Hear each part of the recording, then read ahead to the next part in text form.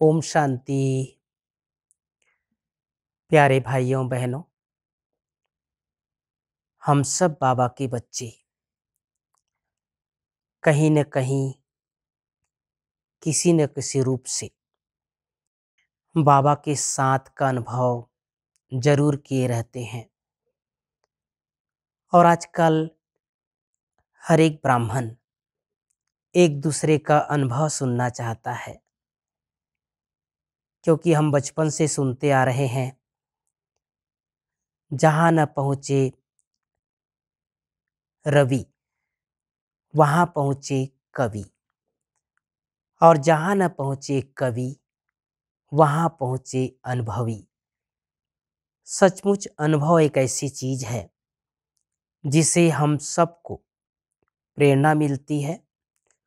खुद भी अपने अनुभव से हम अपने आप को ही प्रेरित करते रहते हैं। मेरा भी एक छोटा सा बहुत प्यारा सा अनुभव है। ज्ञान में आने से पहले मैं बहुत भक्ति पूजा पाठ किया करता था।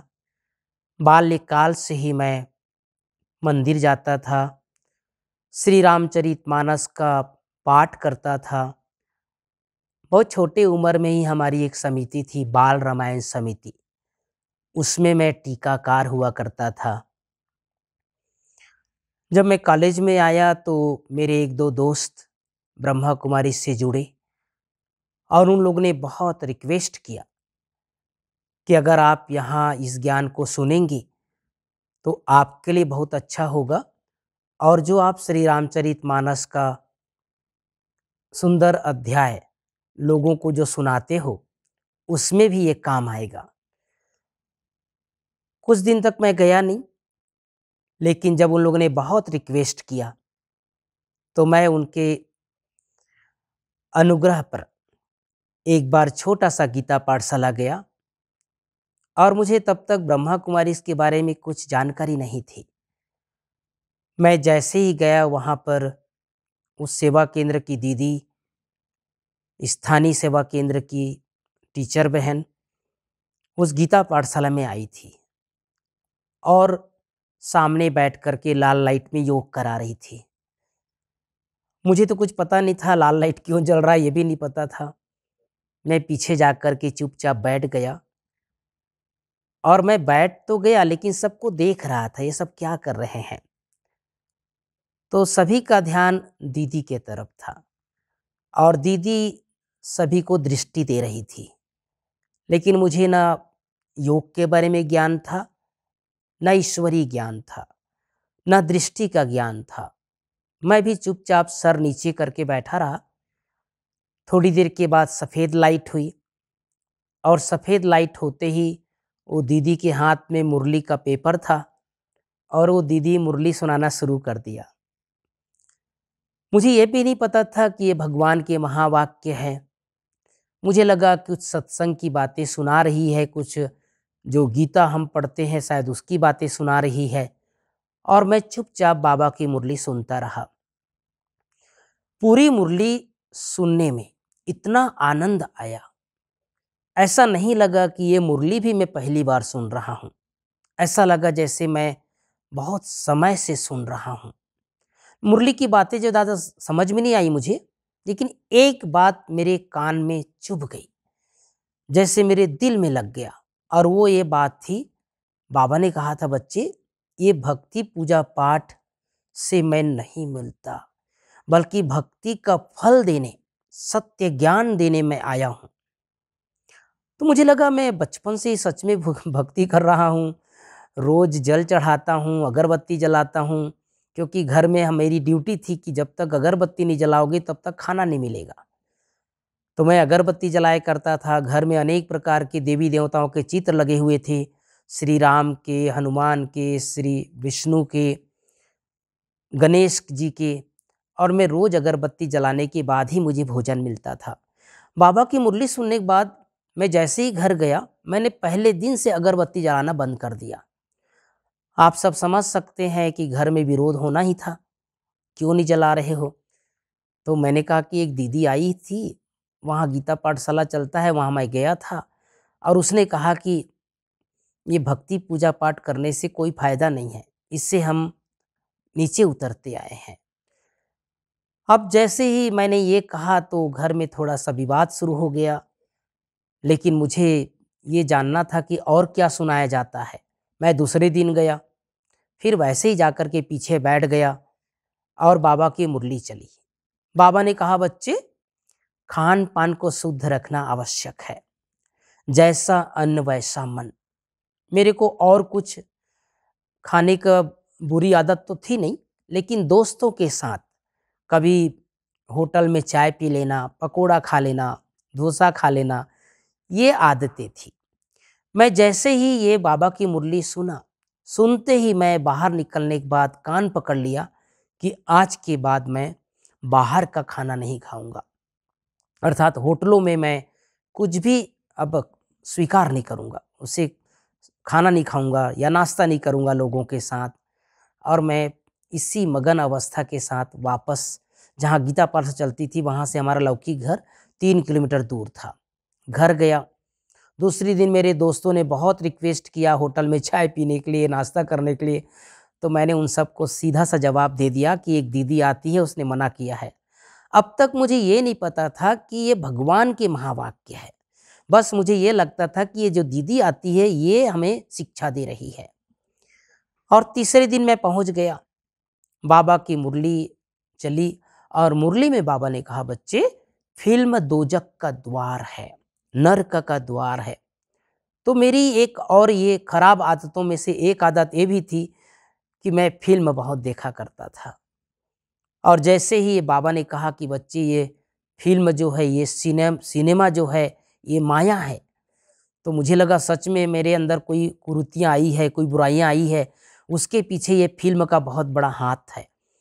मैं जैसे ही वो मुरली सुन के बाहर निकला, उसी समय कान पकड़ा, अपना कान स्वयं पकड़ा और कहा कि आज के बाद फिल्म नहीं देखूंगा। 3 दिन में मेरी 3 बुरी आदतें छूट गई। एक तो बुरी आदत तो थी नहीं, भक्ति पूजा पाठ तो करते ही थे, लेकिन ये भक्ति के संस्कार जो थे वो छूट गया। दूसरा, बाहर का खान पान छूट गया। तीसरा, फिल्म देखना छूट गया। अब तक मेरी दीदी से परिचय भी नहीं हुआ था, भाई बहनों से ज्ञान की कोई चर्चा नहीं हुई थी। मैं रोज नियमित रूप से मुरली सुनने लग गया। करीब 10-15 दिन के बाद एक बार दीदी ने मेरा परिचय पूछा। मैंने बताया कि दीदी, मैं एमए कर रहा हूँ। तो दीदी ने कहा, जब कॉलेज आओगे तो सेंटर आना। मैं सेंटर गया। सेंटर जाने के बाद मुझे कहा कि आपने 7 दिन का कोर्स किया है। मैंने कहा, दीदी 7 दिन का कोर्स क्या होता है मुझे पता नहीं, लेकिन आप जो वो पेपर में सुनाती हो, उसको सुनने से मुझे बहुत फ़ायदा हो रहा है। तो बोला, वो क्या है आपको पता है? मैंने कहा, मुझे पता नहीं, आप सुनाती हो, ज्ञान अच्छा लगता है। तो दीदी ने कहा कि ये भगवान के महावाक्य है, मुरली है। मैं ये बताना चाहता हूँ भाई बहनों, जब बाबा को अपना बनाना होता है तो कोई न कोई साधन बना देता है। मुरली मुझे बाद में समझ आया, लेकिन मुरली की बातें पहले समझ में आ गई। और इस तरह से दीदी ने कहा कि आप 7 दिन का कोर्स कर लो, लेकिन संयोगवश मैं 7 दिन का कोर्स नहीं कर पाया। कुछ न कुछ ऐसा प्रोग्राम होता रहा, तो आखिर में दीदी ने मुझे वो साप्ताहिक पाठ्यक्रम का एक किताब दे दिया और पथ प्रदर्शनी का एक बुक दे दिया। तो दोनों ले जा कर के मैं बाबा का ये सारा ज्ञान को समझा। इसके बाद मैंने सबसे पहला जो बाबा का किताब पढ़ा, अपने ईश्वरीय ज्ञान का किताब पढ़ा, वो है बाबा की जीवन कहानी, भाग 1 और भाग 2। मैं बताना चाहता हूँ कि जब मैं भाग 1 पढ़ने लगा, तो पढ़ते-पढ़ते मेरे आँखों से आँसू आ जाता था, क्योंकि बाल्यकाल से ही मुझे अपने पिता का प्यार नहीं मिला था। मेरे पिताजी की मृत्यु हो चुकी थी जब मैं 6 क्लास में था। तो पिता का सानिध्य और पिता का प्यार क्या होता है, मुझे इसका अनुभव नहीं था। लेकिन जैसे ही ब्रह्मा बाबा की जीवन कहानी पढ़ा और मुझे पता चला कि इसके तन में शिव बाबा आते हैं, ये मेरे अलौकिक माता पिता है, तो ये लगता था कि मैं ब्रह्मा बाबा को पहले से जानता हूँ। और पढ़ते पढ़ते इतने प्रेम की धारा, प्रेम के आंसू मेरे आंखों से आने लग जाता था कि मेरा किताब पढ़ना बंद करना पड़ता था। इस तरह से ये मेरी आध्यात्मिक यात्रा की प्रारंभिक दिनों की बात है। फिर मुझे योग में बहुत रुचि रहती थी। मुझे लगता था कि बाबा तो 8 घंटा कहता है, लेकिन मैं 24 घंटा योग करूँगा। तो चलते, फिरते, उठते, बैठते मैं बस बाबा, बाबा, बाबा।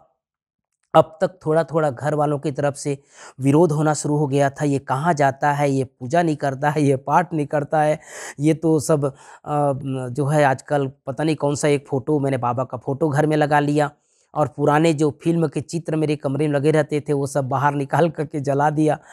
तो घर वालों में बहुत हंगामा हो गया था लौकिक परिवार में। लेकिन मैं रात को योग करता था। जब सब सो जाते थे, तो मैं रात को अकेला बैठ कर के बाबा का स्मरण करता था। इतना योग का भी मुझे ज्ञान नहीं था, लेकिन ऐसा लगता था कि मुझे बहुत योगी बनना है, मुझे अपना समय योग में देना है। रात को 10 बजे मैं बैठ जाता था और उन दिनों तो इतना कोई ज़्यादा बाबा का फ़ोटो भी बहुत ज़्यादा नहीं लगाया था। एक छोटा-सा कास्केट सामने लगाया था और ब्रह्मा बाबा का फ़ोटो लगाया था और रात भर मैं सोचता था आज पूरा बाबा को याद करूँगा। तो 3 दिन तक मेरे साथ ऐसा हुआ कि बैठते ही मुझे बाबा खींचता था वतन में, सूक्ष्म वतन में। अब मुझे सूक्ष्म वतन का भी ज्ञान नहीं था। मुझे कभी-कभी लगता था कि मुझे कौन उड़ा कर के लेके जा रहा है, मुझे कौन खींच रहा है। बिना मेहनत के, बिना कुछ ज़्यादा संकल्प के, बैठते ही जैसे मैं उड़ने लग जाता था। और जैसे ही सूक्ष्म वतन पहुँचता था, वो चारों तरफ सफ़ेद, सफ़ेद, सफ़ेद प्रकाश ब्रह्मा बाबा सामने दिखाई देता था। मैं हँसी की बात सुनाता हूँ, मुझे डर लगता था कि ऐसा तो नहीं मैं शरीर छोड़ कर के आ गया। तो मैं दीवालों को हाथ लगाता था अपने कमरे का। मैं हूँ दुनिया में, हूँ कि नहीं हूँ? लेकिन जैसे ही मैं सोचता था, फिर ऊपर खींचाता था, फिर उड़ने लग जाता था। तो मैं 1 घंटा 2 घंटे बाद अपने कमरे से बाहर निकलता था, थोड़ा टहलता था, वापस बैठता था। तो सचमुच कहने का और बताने का तात्पर्य यही है कि बाबा अपने बच्चों को कितना प्यार करता है। शुरुआती दिनों में विशेष प्यार करता है और ये प्यार, ये स्नेह, यही जो चुंबकीय आकर्षण भगवान का, ये हमें बहुत काम आता है। तो मेरा ये छोटा-सा अनुभव, वैसे तो बहुत लंबा अनुभव है। 87 में मैं बाबा के ज्ञान में आया, 88 से इंदौर में समर्पित रूप से सेवाएँ दिया और अब वर्तमान समय ज्ञान सरोवर में 94 से यहाँ का जो भंडारा रोटी डिपार्टमेंट है, वहाँ अपनी बाबा की सेवाएँ दे रहा हूँ। ओम शांति। तो कैसा लगा आपको ये अनुभव? हमें ये कमेंट्स बॉक्स में लिखकर ज़रूर बताएं। अगर आप ज्ञान में हैं तो आप भी अपने प्यारे और चमत्कारी अनुभव हमें व्हाट्सएप पर भेज सकते हैं। आपका अनुभव साधारण नहीं होना चाहिए। हम जल्द ही मिलेंगे एक और नए अनुभव के साथ। ओम शांति।